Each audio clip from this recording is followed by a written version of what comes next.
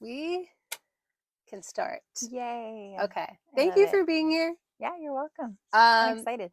can you introduce yourself? Yes, my name is Andrea Ramirez.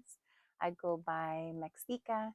I'm an artist from El Sereno area and super happy to be here. Uh, where did you come up with that name, Mextica? Mextica. Mextica is a combo of Mexicana and Tica. So I'm half Mexican, half Costa Rican. My dad's side, my dad was from born in Jalisco, and my mom's parents were born in Costa Rica. So in Costa, their nicknames for each other are Tico or Tica. And when I was when I was in the beginnings of becoming an artist, I had so many preconceptions, and one of them was you had to have an artist name. Couldn't use your own name. Why? I don't know. I'm telling you, I had these weird like rules that I had just like set up thinking that this is what you have to do. And so my mom and I were in the dining room thinking, what can my name be, right? And so we're trying to figure out like I wanted it to reflect my heritage. Right. And so we're trying to like all these different combinations. And my dad was in the living room. And so or like just chatting and trying to make all these like different combinations of like Costa Rican and Mexican and tica and all this kind of stuff. And then all of a sudden, like after forever of going back and forth and trying to figure this out, I'm sure my dad was just like, oh, these people. And so then we just hear from the living room, Mextica. And we're like, oh, brilliant. So after like going over and over and over trying to figure out, he just like yelled it out from the living room. And that was it. And forever I was just putting Mextica. And then I saw an artist have her full name and then like kind of like her art name in quotes afterwards. Okay. So I've seen that before too. I adopted that Okay. lately. And but still like my paintings themselves, like when you see them signed, they're on the front, they say just Mextica. I just put that on there. Yeah. Yeah. How long have you been painting for? So in this style since 2016. So 2016 was my first painting I did for the public.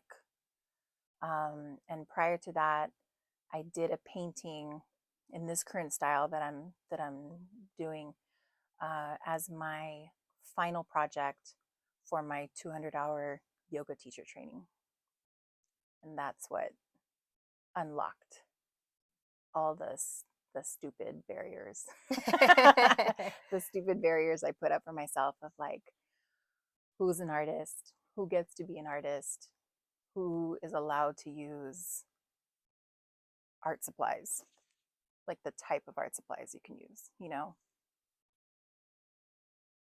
only artists can paint on canvas and use the fancy paintbrushes and use the fancy paints. Right. If you're not an artist, you go to the craft store. That's where you get your stuff. And I just like from I don't know, I just put that Did anybody that is tell you very these no, rules I or don't know like where I got it from. I mean, it had to be learning about like when you learn about artists just in school, just like in passing, like, they have the art portion of teaching you something. yeah. Um, you learn about like what schools they may have gone to, or they studied here, they studied there, they did an apprenticeship here, they did that kind of stuff. So I think I honed in on that formal art education Yeah. That as makes sense. that's what you have to do. You have to go and major. You have to either go to an art school or major in fine arts, get a master's in fine arts. Like that's the route to go, and that's where you've like earned the right to use all those fancy fancy tools and supplies. What age would you say that those rules in your head started like going away, or you started accepting So other forms. how old was I in 2016? Oh, you don't have to tell your age. No, but like it's recent, right? Okay. So all the art that I had, it could also be just the type of art or um, experience in art that I had grade school through high school. It was more along the lines of like, it's craft time, everybody. Let's do break out your crayons, break Yeah. out the little plastic watercolors, and the brush that it came with that always looked like this, right? The bristles of that brush were always like frayed and stuff. Um, so I think maybe it was that Did that do you ever feel, or did you ever feel like you had like imposter syndrome? no. And I was looking at that question when you had it on that list of questions. Um,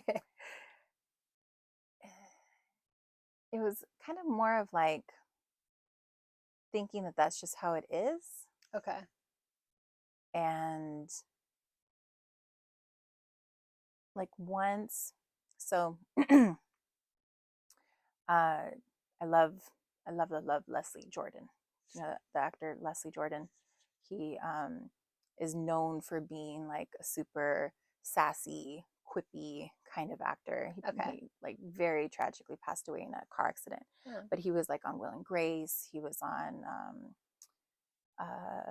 like a recent, I forget what the show that he was on. But one of the things that he became super, super known for is during the shutdown, since there was nothing to do, he would just get on Instagram and just like talk to people, like go live or like post whatever. what character was he on Will and Grace? He was Karen's nemesis, the short Southern um, dude that would walk in, and Beverly Leslie was Uh-huh. his name on it, right? And so those two were always like fighting. Okay. Sorry.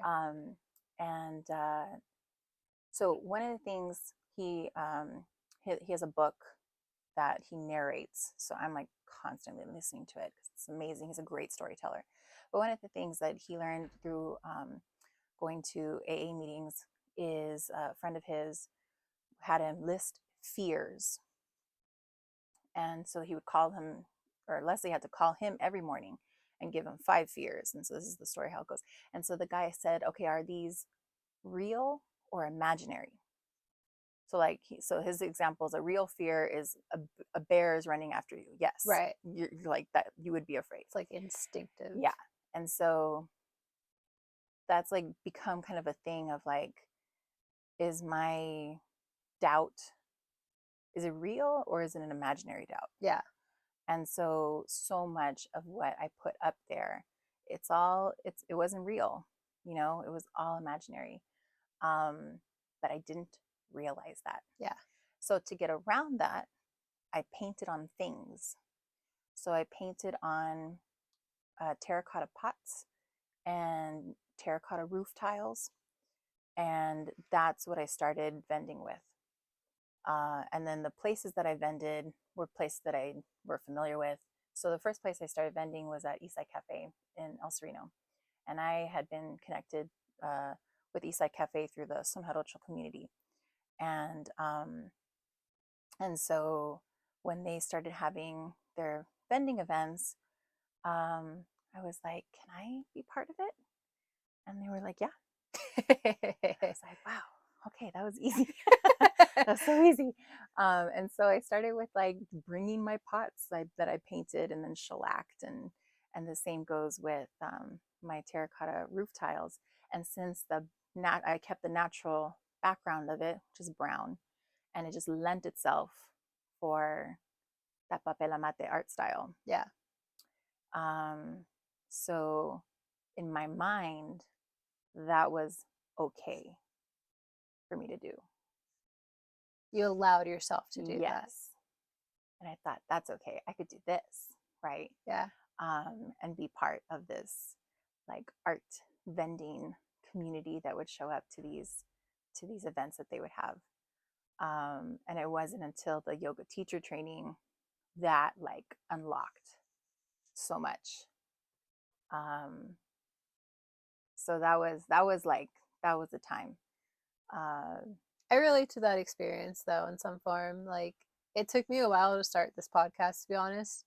And a lot of it was barriers that I had set for myself. And I said I needed certain equipment.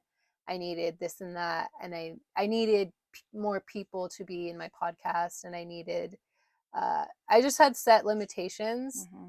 And it was almost like I was like self-sabotaging in a way, just because I created like some rules and things like that. And one day I kind of let that go, but only because I had said, I had told my friend to be a part of the podcast.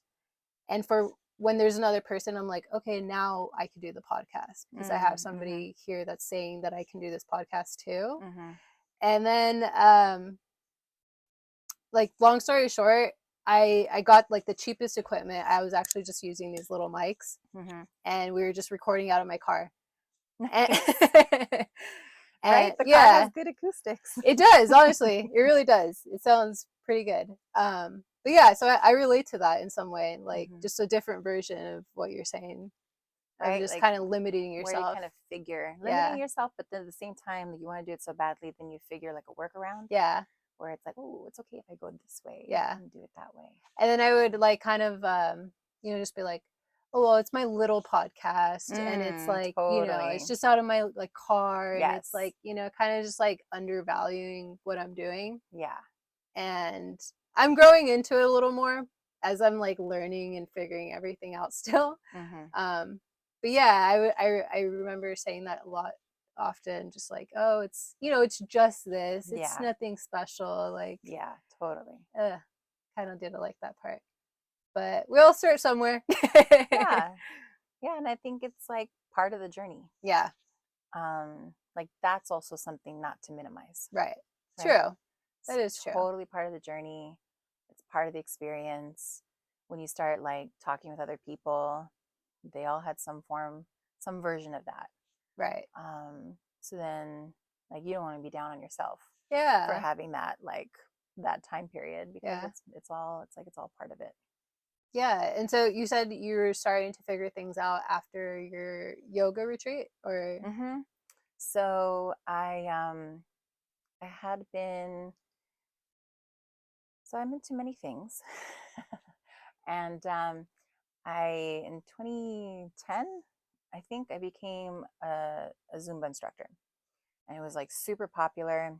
And I was teaching at a studio in Alhambra, and I saw that like a bunch of places were having Zumba, and I was like, hey, if I got certified in Zumba, what kind of like we have classes here? And they're like, yes, let's do it. I'm like, okay.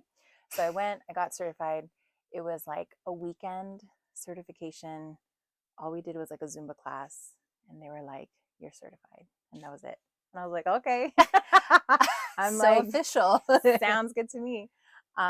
Since I had been like familiar with those dances, like, Yeah.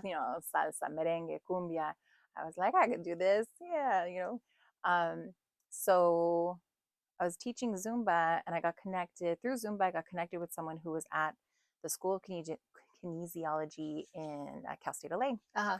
And she's like, we're looking for a Zumba instructor. We need a Zumba instructor. And I'm like, all right, how do I apply? What do I do? That whole process was like a year in the making before it was like finally official.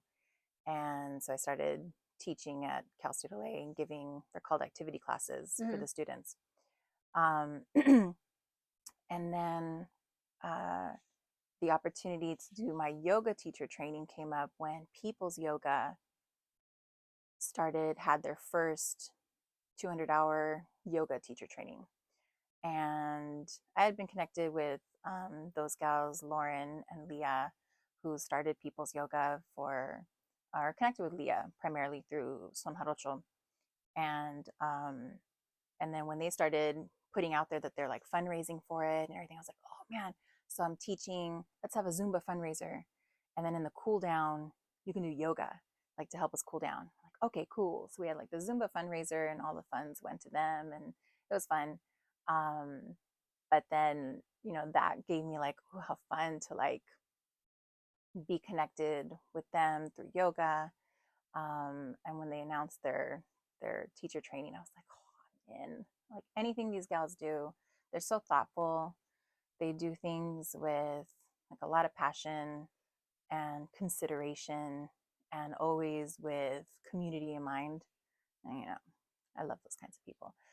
So they're awesome. So it was like it is a legit 200-hour teacher training. We met twice a week. Um, Learned, as much as we're supposed to learn about, all the elements of aspects of yoga. And then their emphasis was making yoga accessible. So we learned about chair yoga, yoga in Spanish, yoga for different abilities. So there was this focus of making yoga as accessible as possible. Yeah. And again, I was like, that's amazing. And our final weekend, we went camping up a little above Malibu, some campgrounds out there. We were there for the whole weekend. And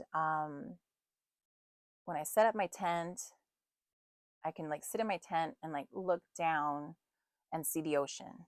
And then behind me were the mountains.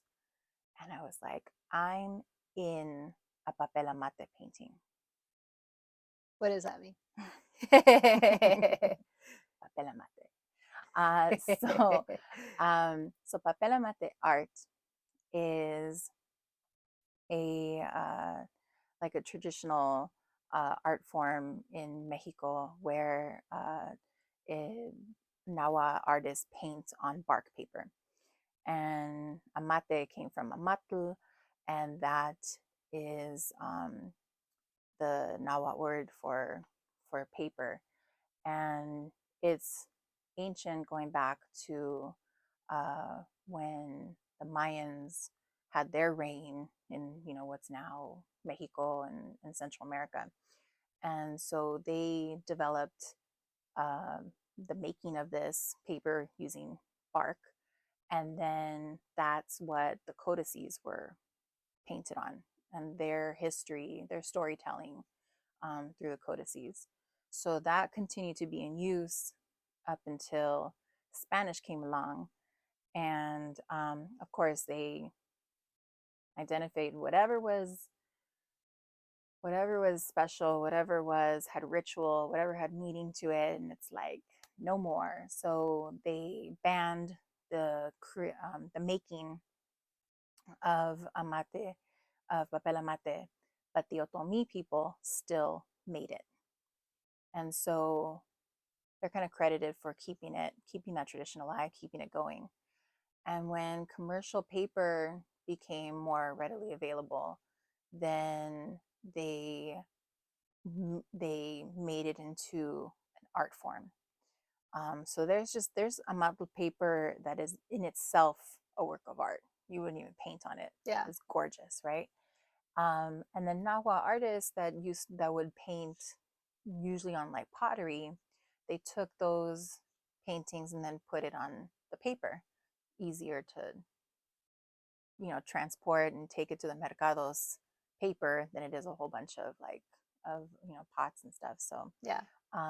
so then that became a thing. And then I grew up with two really big, like, very nice, big sized papel mate art.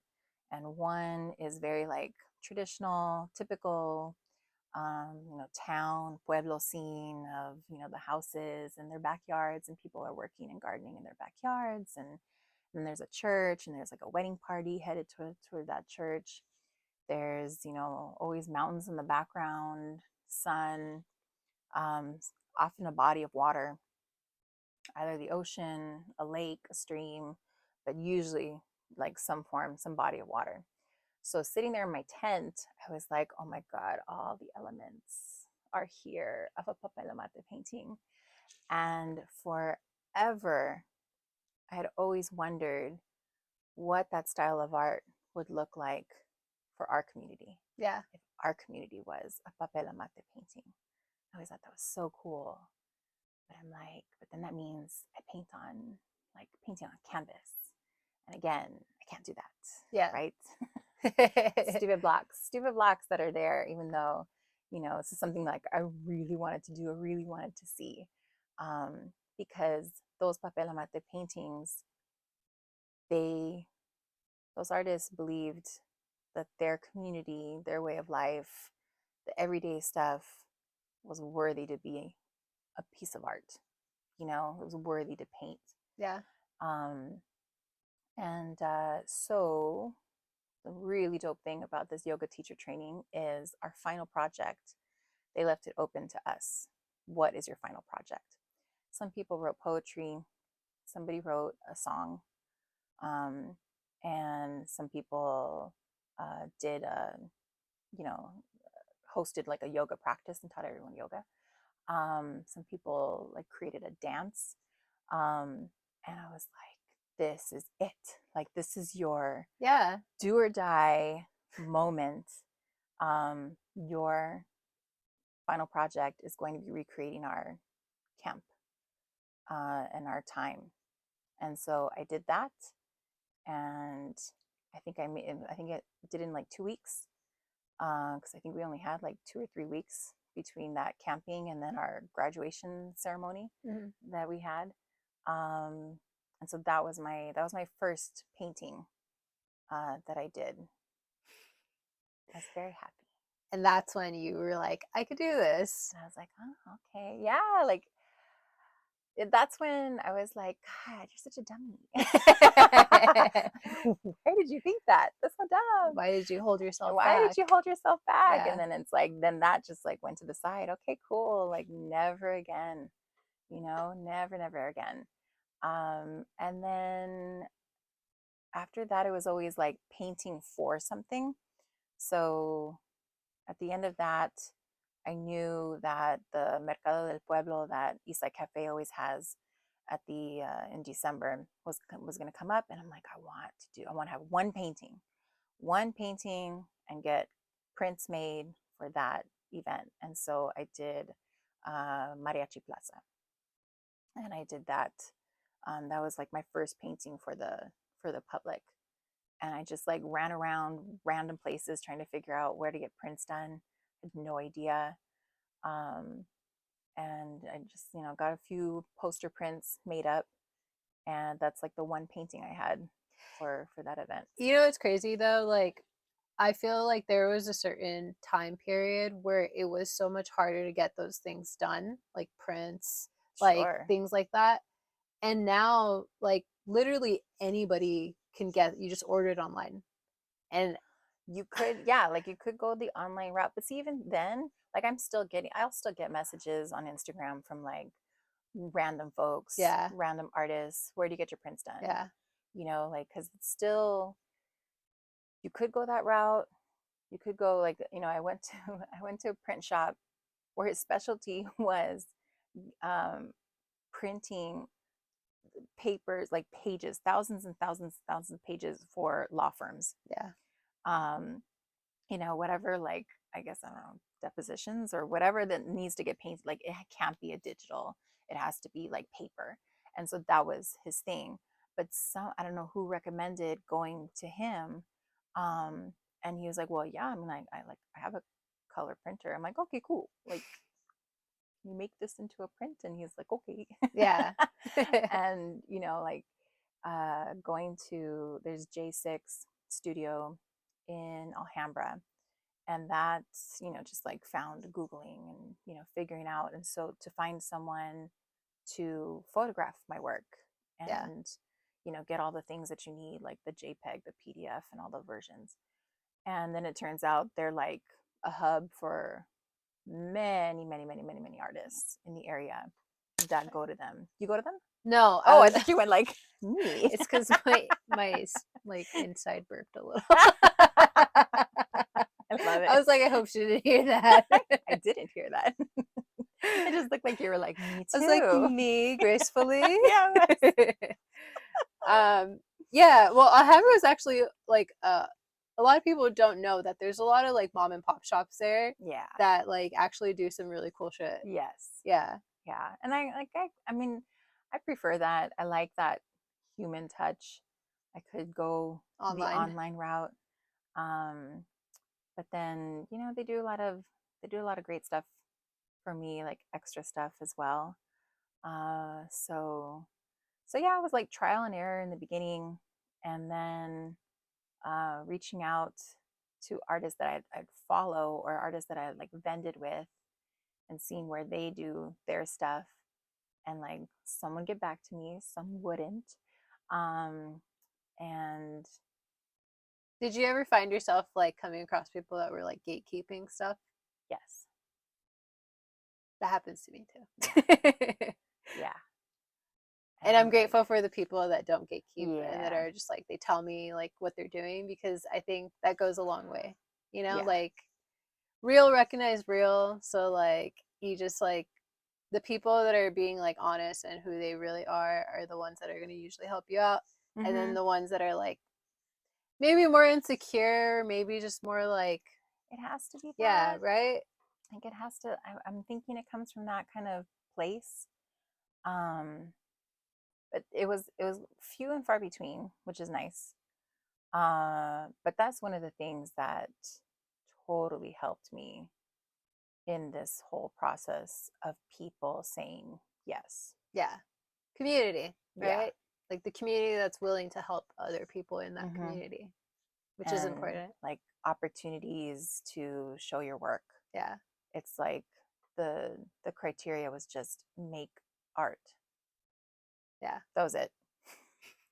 Maybe, you know, maybe stick to our theme, and that was it. One of the great, oh, love this art show. It doesn't happen anymore. I wish it did. It was called,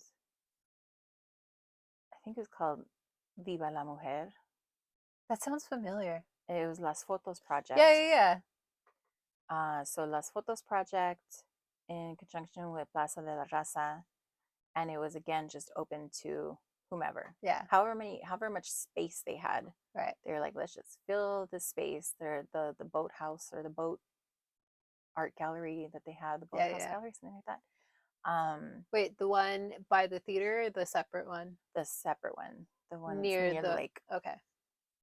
And so that one was awesome because it would always like, I loved when they like gave a theme, Yeah. and then it was like, ooh, what am I gonna do that connects to the theme? So I think maybe 3 years. I think I did that for 3 years until the shutdown just like ended that, Yeah. unfortunately. 3 or 4. But that was like another lesson learned because they had the first year I did it, their theme was Mother Earth. And so I did a painting of my grandmother in her backyard, in her garden, and her home in Boyle Heights. And and to me, it was just like, I'm just painting this for the show, right? Yeah. My grandma, her house, her backyard, and what it looks like.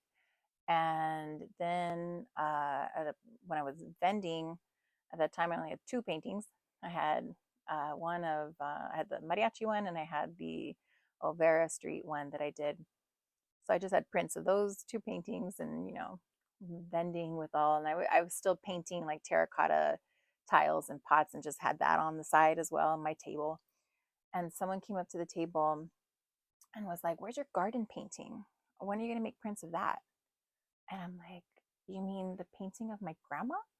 And she was like, "Yeah." I'm like, "You want," in my head, I was like, "You want a painting of my grandma?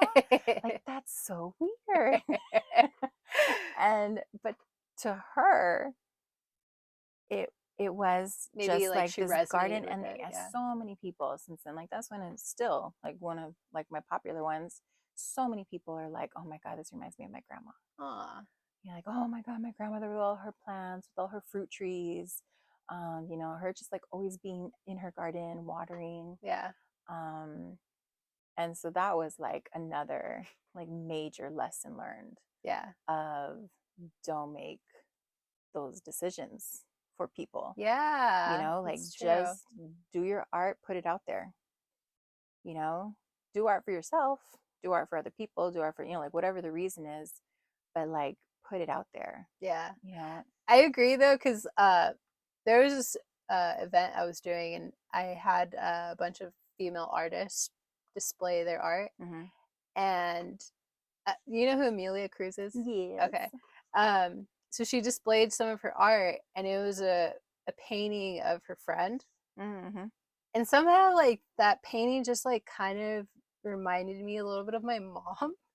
My Mm. mom's very like I was telling you, she likes to garden and she likes flowers and she likes the outside and stuff. And Mm-hmm. this her friend, the one that she painted, she was outside and then like she had like a flowery dress and like she had flowers around her. And I really loved the painting, so I bought it Mm-hmm. and I have it in my living room. But sometimes I'm like, I wonder if she thinks I'm weird because I wanted a painting of her Yeah, friend. yeah, yeah, totally. And so I do understand that, but like, yeah, definitely just put yourself out there and Yeah, like don't limit, or make decisions for yeah. people, like you're saying. Like no one's gonna like this, Yeah, because you know. sometimes art is just like I just like it. Like Mm-hmm. you don't even know the feeling yet of like why you like it, but sometimes you just like it, Yeah, yeah, for and then you sure. can think about it later and be like, this is why I like it, you Mm-hmm. know. So I actually did want to talk to you a little bit. I know you kind of went past this, but about like your yoga and like your experience with yoga. Mm-hmm. Um, and you were mentioning how you were in a community that made it accessible for all types of people. Mm-hmm. How do you feel about like yoga being like exploited or just like kind of used as like maybe like an aesthetic for a lifestyle? Oh, totally. How Yeah. how does that make like what are your feelings on that? I mean,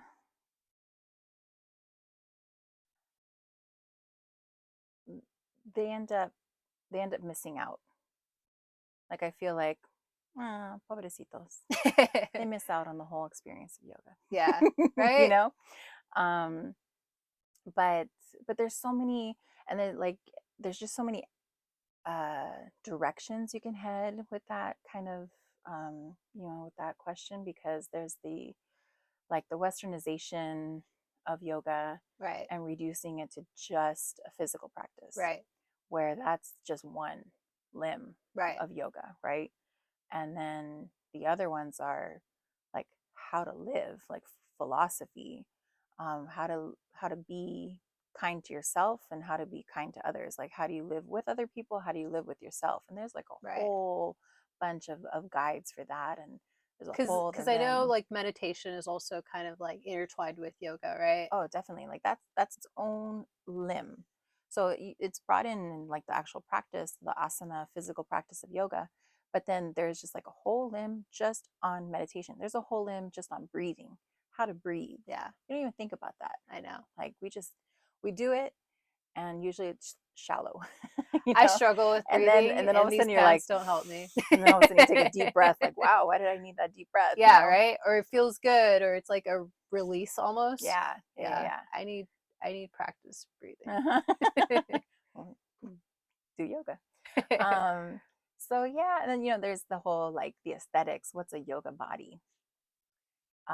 There's also like the placement of almost like a hierarchy of the what is a perfect yoga pose? What's the ideal version of that pose, particular pose? Yeah, And then the more bendy you are, that means you're better.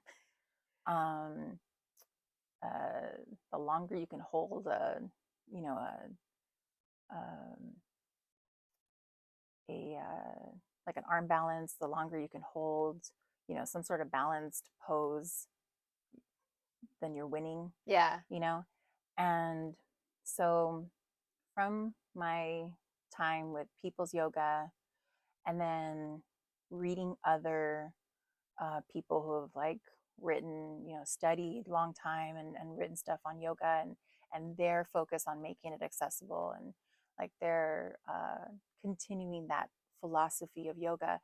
So in my classes, at primarily I only teach at Cal State LA, so my yoga classes there, the first thing I tell them, number one, is that I'm their guide.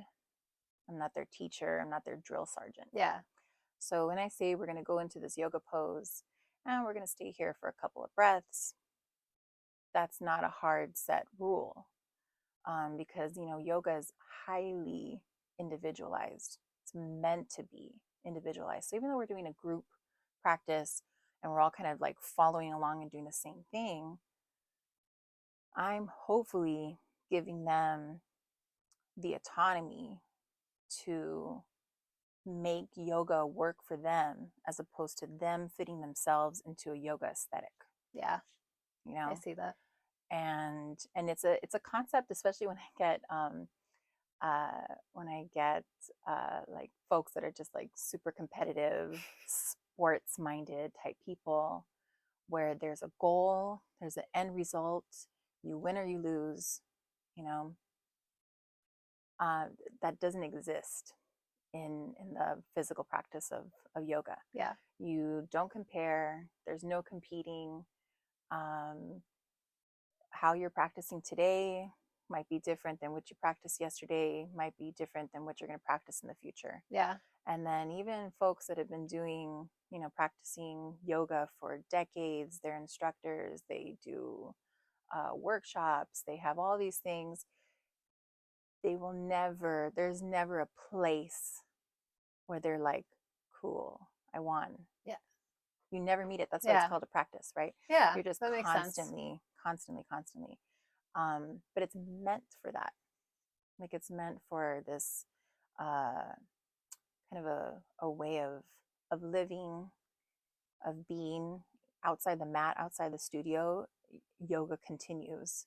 There's Yeah, a place for it. So I don't know, like things like that. When it starts getting reduced to something, or when someone is given or takes power, control over it, right, when the uh, when protecting their power, their control, their yoga empire, or like the corporation is like more important, right. you know, Yes. when that takes precedence, well, they're not doing yoga anymore, like Yeah. they're not true to it anymore. And that's kind of all over Silver Lake and Highland Park. Yeah, yeah, like it, it's just one of those things, like it's one of those things like sad, it's like sad that it gets reduced to that. Yeah. um and let's not try to reduce yoga to that reduction. Yeah. You know what I mean? Hmm. Like focusing on it, like when Leah and Lauren were bringing yoga to Islos, a lot of folks were like, "Why are you bringing that bougie shit to Islos?" Yeah. Right? And that was like, "Whoa, wait a minute! It's not. It's for everybody." Yeah. You know, and so like that that reduction of it, the fact that only like a lot of people only know it as like a $20, those classes are $20, Yeah. $25, they're Yeah. $30 a class or Yeah. whatever. The membership is 150 a month or something Yeah. like that, right? Like they only know it in that way. um and so then it like changes it completely. And so is it real or is it imaginary, True. right? That, So yeah. is that It's perception real perspective. or imaginary? Yeah. And it gets in like internalized into the culture so much, Right. That's true. like you have to show up to class in a Lululemon outfit. you know you gotta have to have all the like creme de la creme mat Yeah. and like all the other things, and whatever Like, monogram stuff like almost that like comes with you it. have to, there are some yoga studios where it looks like they all like coordinated together and like you have to look like you belong there and there's a certain type of person that's there. Those are the yoga studios I don't Yeah, appreciate. I mean if they're still around, then there are people that do appreciate it.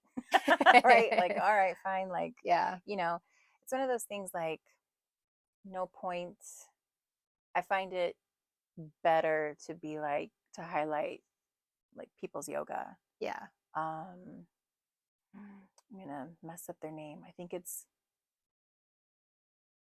Green Tree Yoga in kind of like South Central South LA area.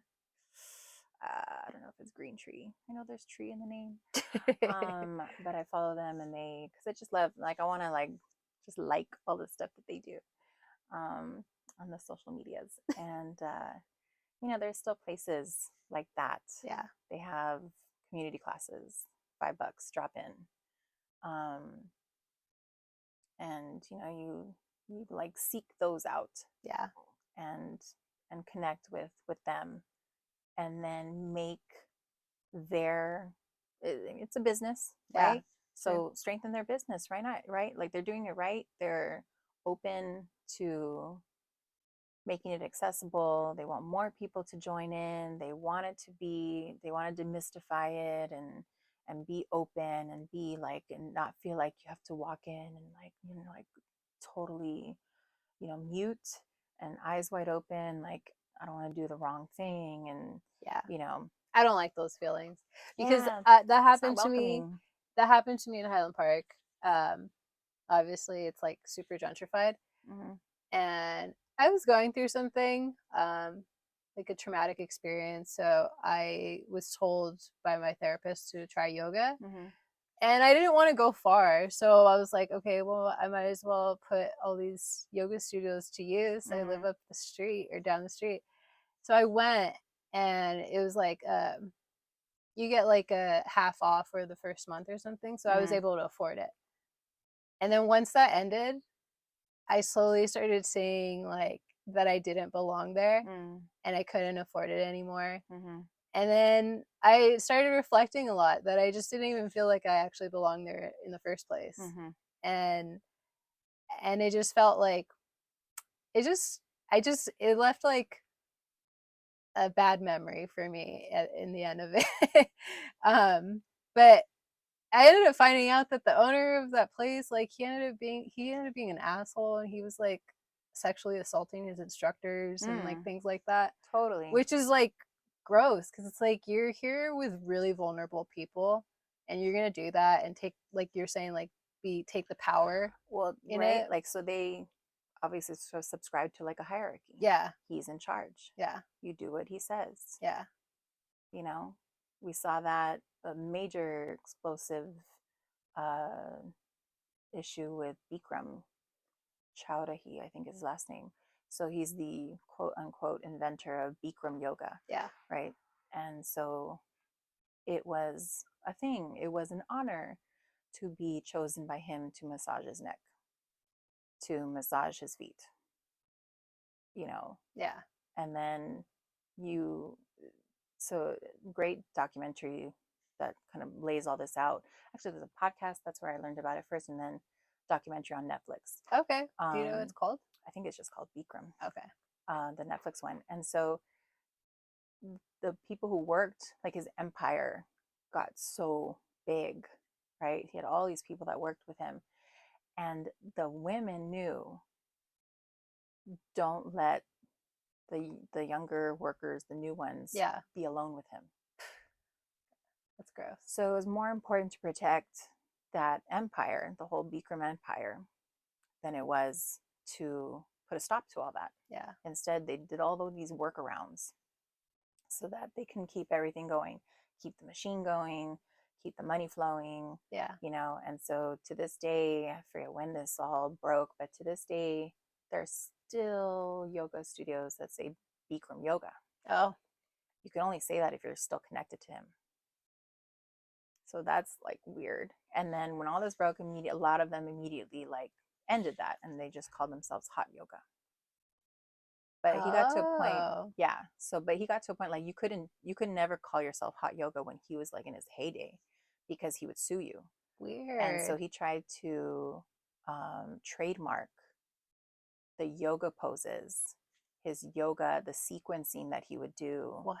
and try to trademark doing yoga in a heated room so that no one else could do it and they would have to pay him to be able to do it. What? So he wanted to own yoga, Yoga. and like, you know, you see that in so many other kinds of like institutions, right? Yeah. Where it's just way more important to protect the institution Right. than protect the people. Yeah. And that's really sad.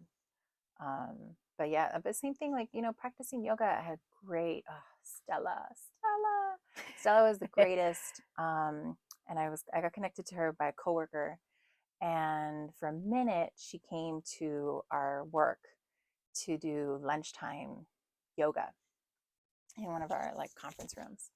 And she was great. Oh, she was so great. Like there was just never any like this is how you need to be kind of yoga. She just like guided you in a yoga practice with no preconceptions, no anything of like how you need to be. Yeah.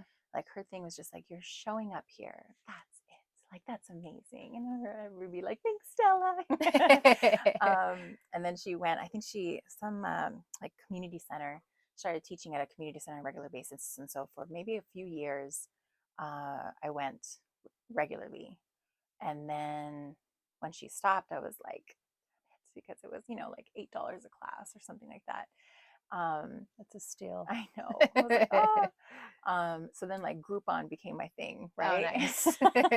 And so like I went to so many yoga studios for a while only because they had like a Groupon thing. Um, because it was too much. And Yeah. there was a yoga studio in Pasadena. I don't think it's there anymore, but my cousin and I went to it. Like they had like it was like $30 for a month, and we were both unemployed at that time. And it was like that was our season of fun employment. We were fun employed, and so we were just like trying to do as many things as possible because F it, we're unemployed. Let's like try to fill up our days. Yeah. And so we took advantage of that and like did yoga there. But like again, once it was done, we were like, okay, like we're out. When you were Can't continue. unemployed, did you find yourself like uh doing art a lot too, like creating at all? No, that was before. That Okay. was yeah, that was before I was doing art. Wait, was it? Yes. Yeah, that was before. So I was trying that was in my so I went into nonprofit fundraising after not immediately after graduating, but got into it and worked at the LA Regional Food Bank for 5 years. And that was my first foray of like official nonprofit fundraising. Because Yeah. before that, I was part of a community group, and that organization, I was always like, all right, how can I help? What do you need? And they're like, we need money. And I was like, okay, I'm going to go to the library and rent out books. Yeah. And how do you fundraise? Um, and so I started working for them. And then when that was done, I was done. Never will you ever go back to nonprofit fundraising. Like it was hideous. Were you like burnt out or Yeah. just okay? Combination of burnt out and it was also a very like tough time. It was during the recession happened Uh-huh. while I was working there. Um, so the need that was increased exponentially of folks who needed food Oh, and yeah. a lot of families, working class, that needed that extra support that would just get them through. Yeah. So it was like it was a lot towards the end. Um, and there was a shakeup of like new folks that came in, and when that happens, like Yeah. I don't know, like I love consistency. What's your sign? I'm a Capricorn, Okay. so I You love guys things don't like like this. change. Keep everything the same. Nobody change. Everything's gonna be fine. So yeah, I was like, never, never, never, never. So I was like unemployed for maybe 8 months, I would say. Um, and it was tough. Like I was trying to like figure out what I want to get into. I was putting out, a few, uh, what's it called? Like throwing out some resumes here and there. But then also, um, we were trying to all throughout me being at the food bank, we were trying to keep my family's house and like refinancing and try to doing all that kind of stuff. Uh so when I left the food bank, um that was like, all right, like that's the end of the road of this attempt to try to like keep our families home. Oh, So it was like unemployed and fixing up the house so that we can sell it. And I lived with my Nino for a little while. My mom went to go live with my grandma, my dad's mom. So my dad had passed away. oh, That was the reason I had to get a real job. When my dad got diagnosed with cancer, I was like, Hmm. there's going to be a time when he's not going to be working. What's that? So I need like a full-time job. I need benefits. I need like medical. I need all this kind of stuff, Yeah. right? To like keep everything going. So I got a call from the temp agency that I used to work with to get my temps during the holiday season when we get so much donations, so many donations. And the Girl Scouts of Greater Los Angeles needed someone because they were just abandoned by the person that was going to oversee their transition from one database to the other. Mm. And I knew that database that they were going into. And so this guy that I'd worked with, he's like, hey, they need someone just to like jump in there, oversee this transition, do whatever needs to be done to like change any codes or fix whatever, like establish something, Yeah. for them. And, it's like, maybe it's like a month. And I was like, oh, I guess. Like I really had to like, oh, I guess so. I guess I'll take it.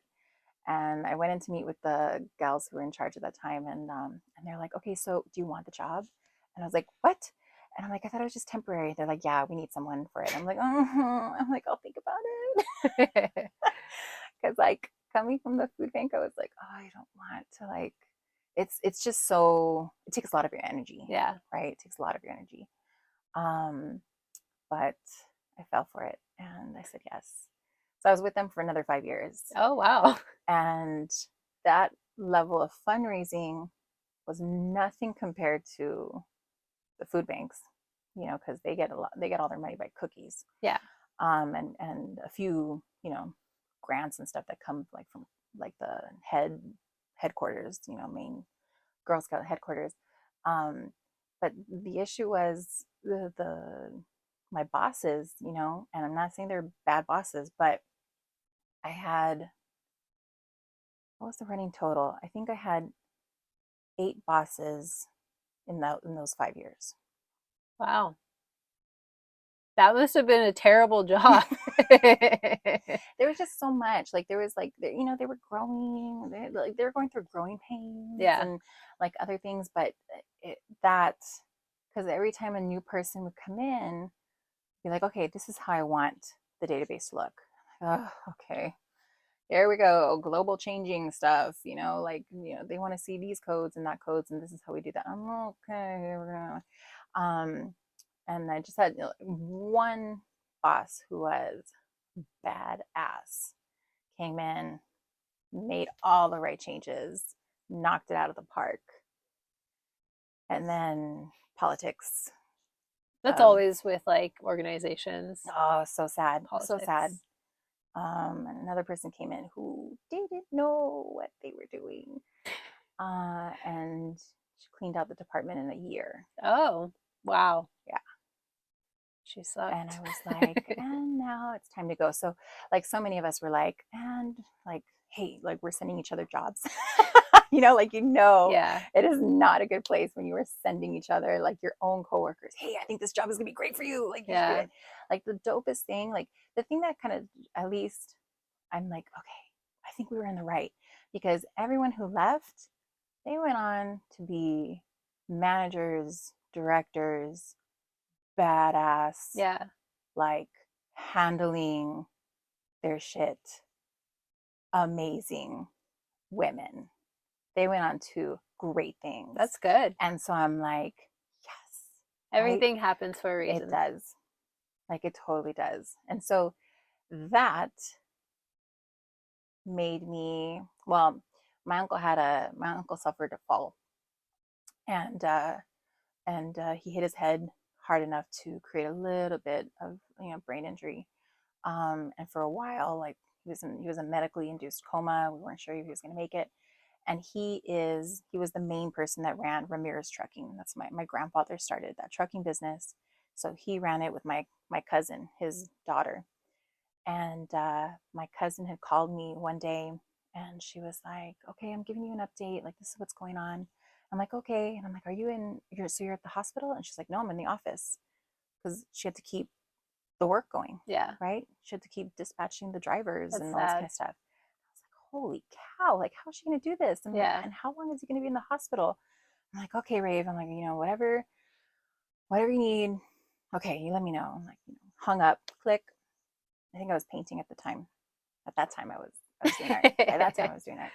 And then I was like, or I quit my job and I go work for them. So I called her back. I'm like, hey, Raven, okay, what if I quit my job and I come work for you? And she was like, what? And she was like, after I told her, I'm like, yeah, I'll quit and I'll go work for you. And then I'll tell Cal State LA, hey, I got all this time now. Like, give me more classes. And I'm like, yeah. Like, this will totally work. And she was like, oh my God, I have no idea what what are you doing here? And she's like, you need to think about this. I'm going to give you, like, take a week. And I'm like, fine. You want to prolong this a week? That's fine by me, girl. But I'm dead set. Like, I'm done. Yeah. This is what I'm doing.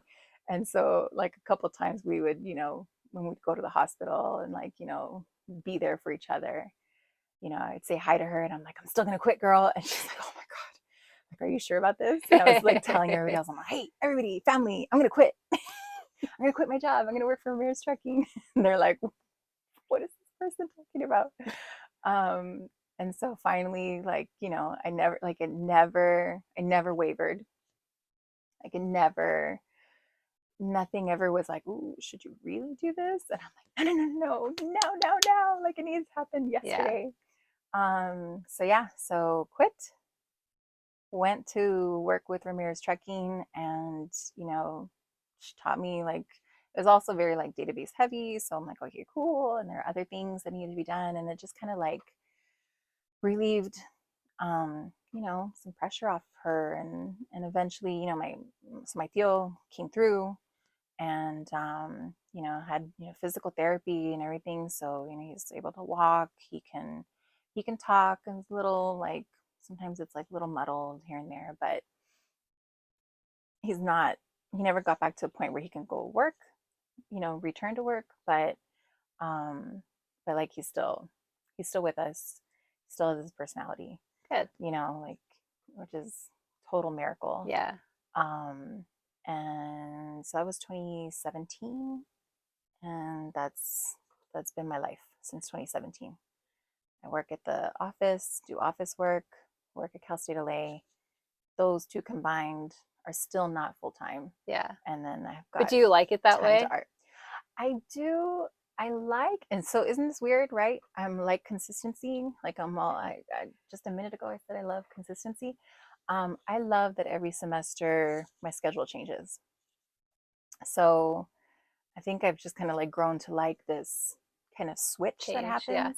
There's something consistent in that though, right? That's true. That's true. So you're like kind of already ready for it to happen anyway. So Mm-hmm. it's like easier on you. Yeah, I think that sounds right. My boyfriend's like that. He doesn't like change. He doesn't like spontaneous stuff. Mm-hmm.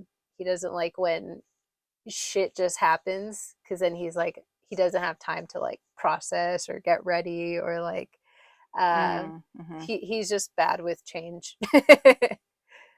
Yeah, I'll get like, Most people are though. yeah, I would think so. Yeah. When it's like emergency stuff, like I go into emergency mode. So I'm like super calm, looking around, what needs to be done. Like I triage You're like everything. focused. Yeah, like super like laser focused. I used to be, that's, probably I used to be a lifeguard. So I did that for 10 summers.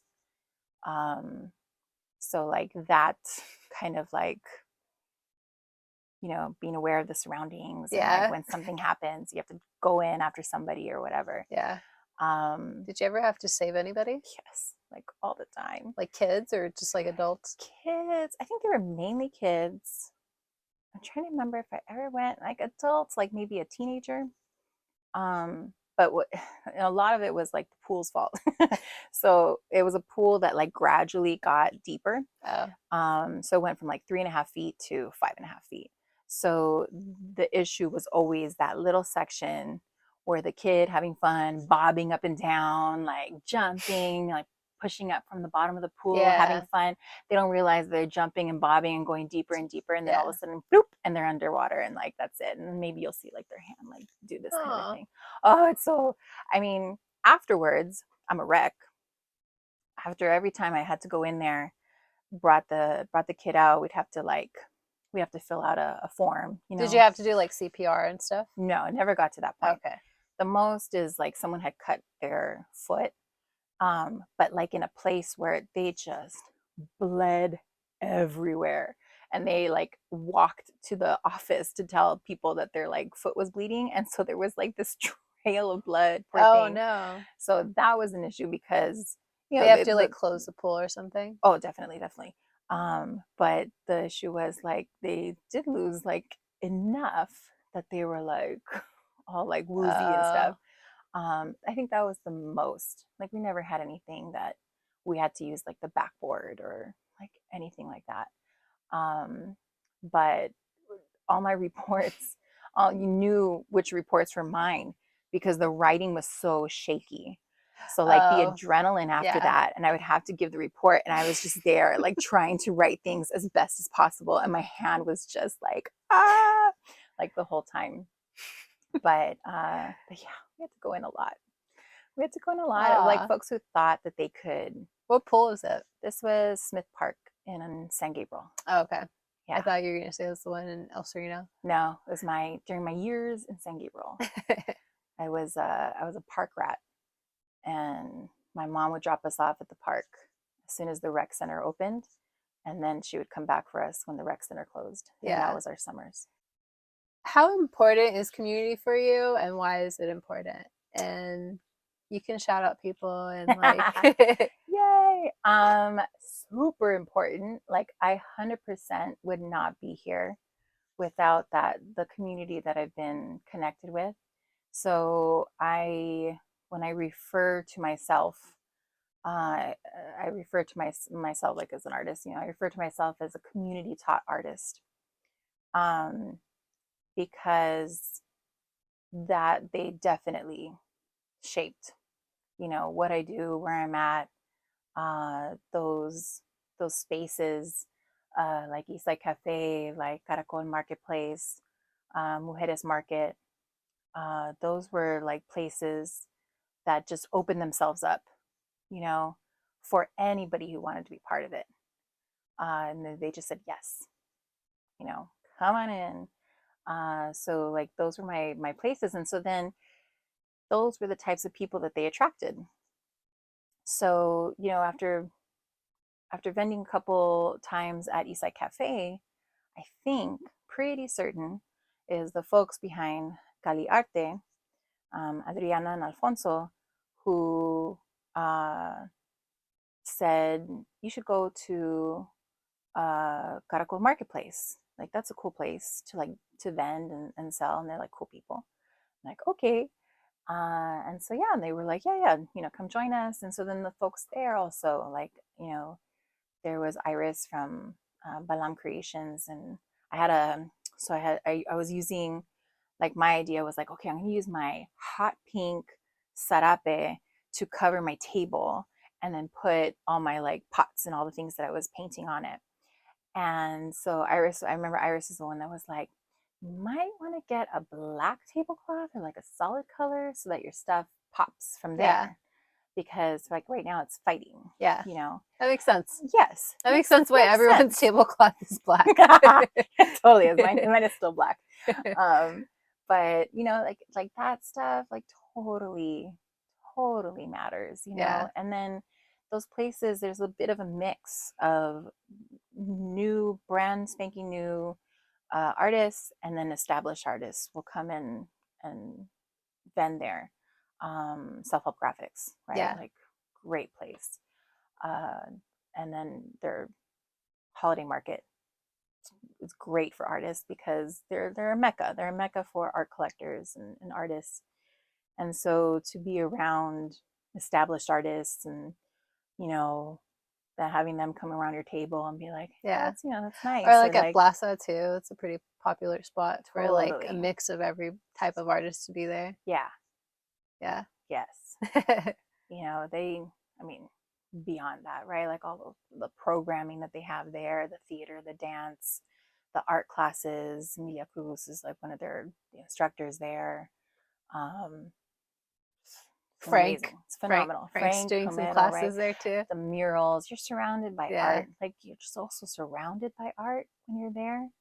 Like so cool. Like I can't wait when self-help reopens. You know, they're doing a whole, you know, renovation of their place. Um, I still miss the place that had the tiles and the glass on the wall for self-help. oh, totally. That I used to take when I was little, I used to take art classes there.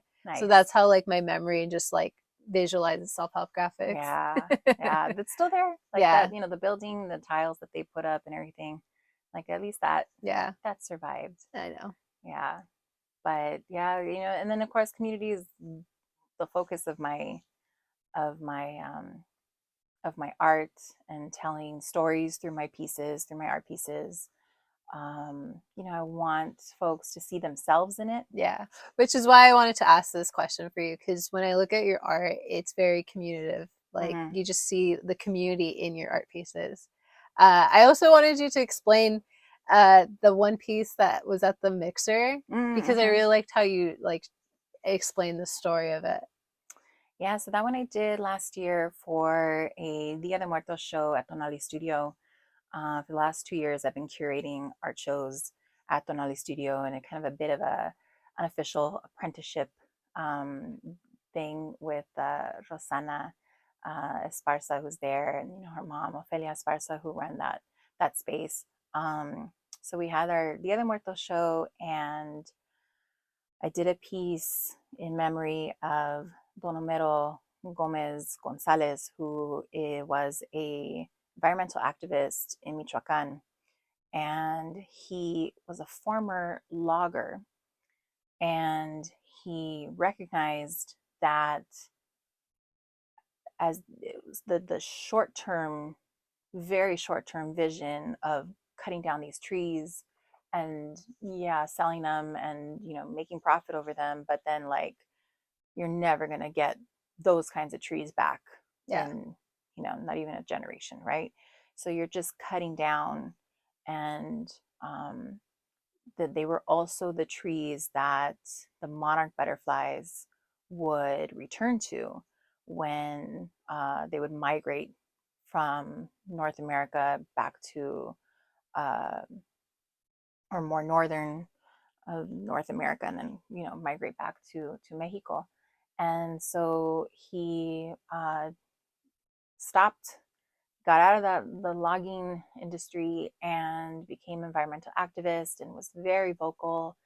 And the preserve that kind of existed, he was able to uh, get funding so that they can create like a bigger visitor center, like making a tourist destination with murals that show the lifespan of the monarch butterfly. And you know, I think he was like one of the main tour guides, and so it became a big enough deal that more people were paying attention, and then more people were paying attention to the illegal logging that was happening. So he was just, you know, without apology, just challenging people's, um, you know, the way they were making money and income and the politics. politics Yeah, of it all. And so he disappeared. And then 2 weeks later, they found his body. So he was murdered. They're not sure. I think they're still not sure who it was. Um, if it was, you know, politicians, the narcos, the logging industry, combination, you yeah, know, so the piece honors him, and it got blown up to become an altar. So um, it's called Don Homero, protector of our ancestors, because of the belief that as the monarchs return to Mexico, they bring the spirits of our ancestors with them. So, in actuality, when he's protecting that land for the monarchs to return, he's protecting our ancestors and their way of returning back to us. yeah. I really like that one. I like it too. Yeah, I'm happy with how it turned out. I just love like the whole backstory of it. I love looking like when I saw it, it was such a wholesome all around, just like beautiful painting. Thanks. Thank you.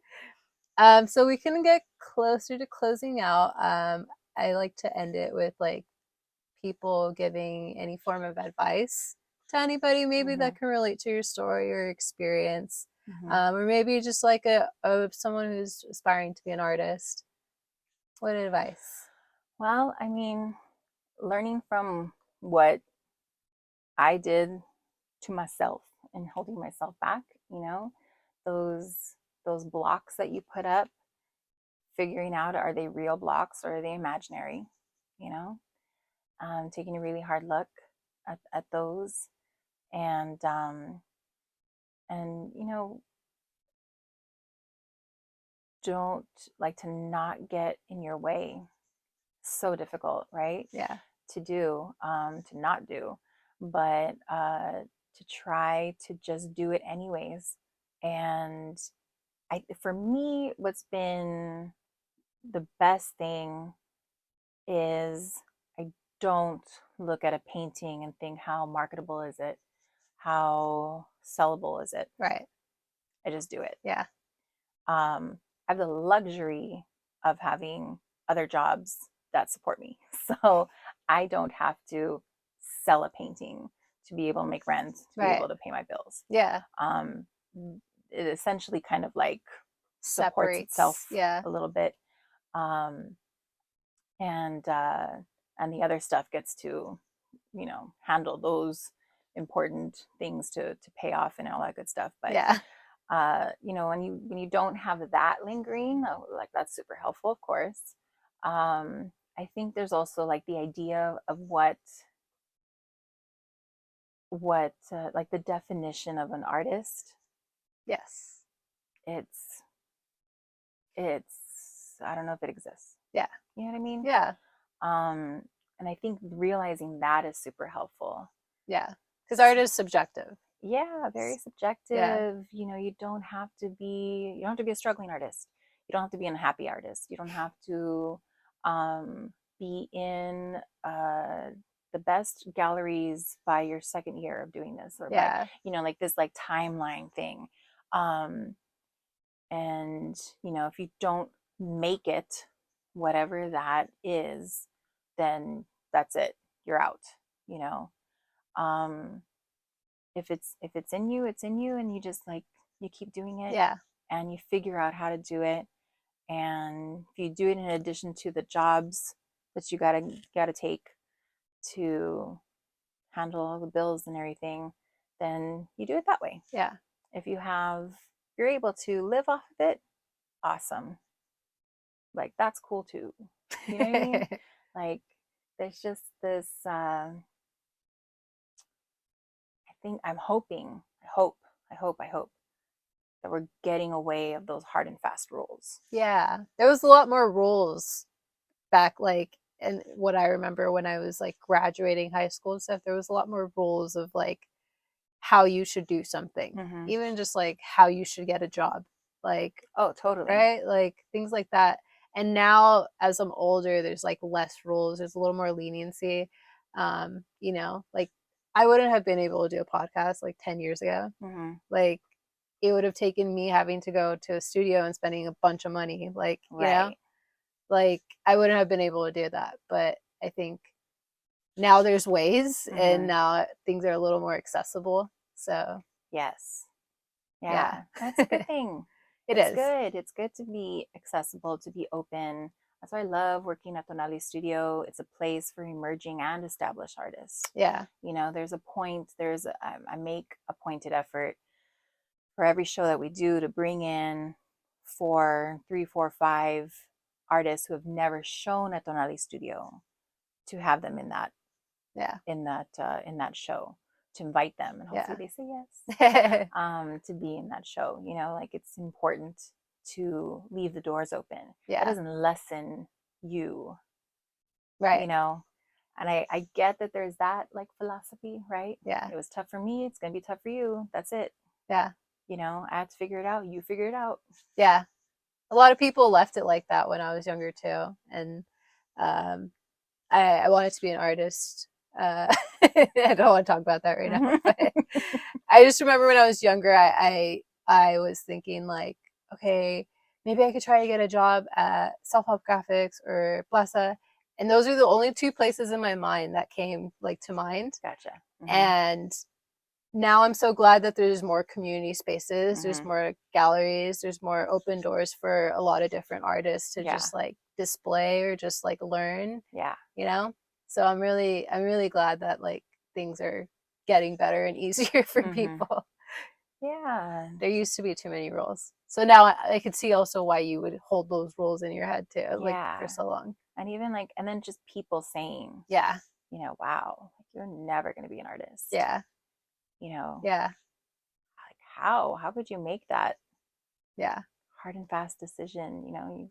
The folks have like heard that from their teachers, and it's sad. I also think it's like the culture too. Latino culture. You you don't think an artist is going to make money. You just kind of want your family to just be well off and like be okay. So Totally. like the mentality is not there to just be like creative and support that creativity, Yeah. you know? It's not in like generally speaking, but Yes. um, you know, having art shows that are to the Latino community, Yeah. where it's like, yes, attend. It's not just like this like snobby population that we Yeah. want to attend. There's culture there. There's culture there. There's a place for you there. Yeah. There's a place for you as a Yeah. viewer, as an attendee. Yeah. I had my Tonadis offered me Rosana. We were becoming friends, and I was showing her my art, and she was like, "You want a solo show at Tonali Studio?" And I was like, "Yes, That's let's do it." sick. So that was in 2019, and so my whole family came to the opening, Aw. and so my cousin, I love my cousin Roger. So my cousin Roger comes over to me and like drapes his arm over my shoulder, and he's like, "All right, this is cool. This is cool. All right, all right." He's like, "Okay, so what do we do? We just like take the one that we want?" I'm like, "No." Like totally messing around, but it's still like, "All right, so how does this work? We just look at your work?" I'm like, "Yes." You walk around the space and you look at my work. He's like, "All right, all right, all right, all right." And then but like we leave it there, right? We don't take it. No, we don't take it. But that, right? Yeah. Having artists that are painting stuff that's like you identify with Yes. is Yeah. super cool. Yeah. And Super. it's important. It's important. It's important that the neighborhood is seen. Homeboy Art Academy doing great Yeah. stuff, right? Um, you have Self Help Graphics. You have Tonali Studio. You have Plaza de la Raza. There are like boutiques and stuff that also have people's art, Yeah. right? So, Mi Vida in Highland Park, and uh, Monarca Collective in Pasadena, and Goddess Mercado Boutique in the Mercado, and the boutique, and the Queer Mercado, and Mujeres Market is still going strong, which is so dope to see. She was originally doing at Eastside Cafe, or is it still Yeah, there? that's where it started. Started out Because East I Side. could have sworn I saw she moved it. Hmm. Okay. And then it went to, I mean, it outgrew it, Yeah. which is awesome to see. They had a mega Mujeres market at Plaza de la Raza, I Yeah. think maybe a couple years in a row. It was super dope. I think they're also from Riverside area. So for a while they were there in Riverside doing stuff. They were having one in Orange County. Orange County, El Centro, Yeah. Cultural de Mexico, and Santana, super dope. Um, That's so cool. Theater It's just places, expanding. Casa 0101, right? Yeah. Espacio, right? Caminarte, hey, do a shout out to Caminarte. Second Fridays of every month, we're out there in Mariachi Plaza area in front of Espacio 1839. Um, so, so yeah, there are places for artists to show their work. Espacio has a gallery space. Yeah. Espacio has a podcasting room. you know, they're kind of into a lot of things to Yeah. be there for the community, which is super dope. Yeah. Um, Well, so a lot of good stuff. thank you so much for being here. You're We're gonna welcome. close out. But where can we find you and any events coming up or So I am Mextica on all the social media platforms. Like whatever social media platform pops up, I'm like, okay, gotta get my name in there. And then I always put a message, go to Instagram. Because best place to find you is I Instagram? don't have the energy to be like doing all these platforms and Yeah. creating content for, no, it's It's not gonna happen. It's exhausting. exhausting. Yeah. So Instagram is the best place to find me. And Website?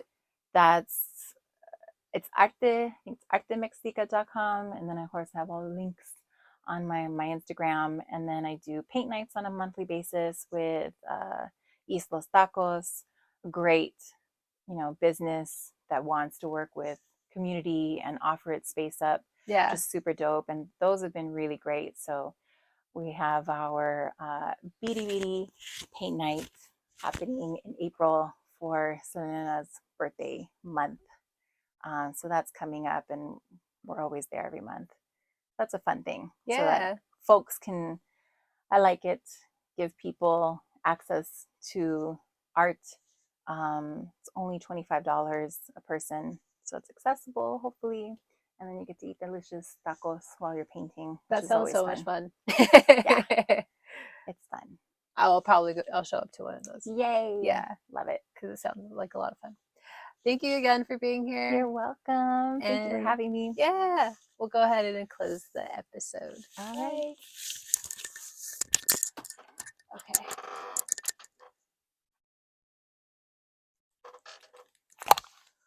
Ah.